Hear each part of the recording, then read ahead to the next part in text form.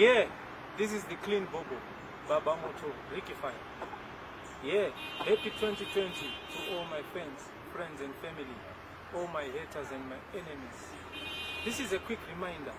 Look out for my album, Uchimkati, coming out very, very soon, on the 14th of February, on Valentine's Day. It's going to be mad, fireful and crazy.